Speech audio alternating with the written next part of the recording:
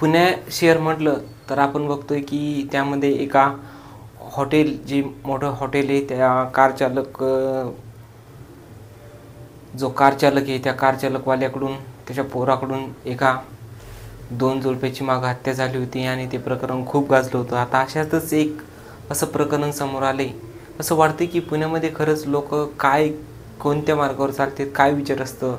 तर इथं नेमकं असं झालं की विमाननगर आहे आणि विमाननगरमध्ये एक मोठी बिल्डिंग आहे. त्या बिल्डिंगमध्ये जे कार पार्किंग येतं, तर त्या कार पार्किंगमध्ये असं झालं की एक व्यक्ती त्याने कार सुरू केली आणि कार सुरू केल्याच्यानंतर त्याच्याकडून चुकून रिव्हर्स गिअर पडला आणि रिव्हर्स गिअर पडल्यानंतर ती कार डायरेक्टली पाठीमागं आली आणि पाठीमागं जी एक भिंत, म्हणजे कारला टच एक संरक्षक म्हणून जी भिंत बांधलेली असते, डायरेक्ट कारने त्या भिंतीला धडक दिली आणि कार पहिल्या मजल्यावरून डायरेक्ट खाली कोसळली. तर तुम्ही याचा हा CCTV फुटेज पण व्हिडिओ मी तुमच्यासाठी बघण्यासाठी आणलेला आहे.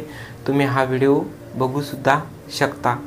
बघा, ही पद्धतीची कार आहे आणि ही कार जशी मागं आली तशी डायरेक्टच मागे सरकली आणि कारचे जे समोरचं जे चक्के आहेत, जे टायर आहेत, ते वर उडालेले आहेत, तुम्ही बघू शकता.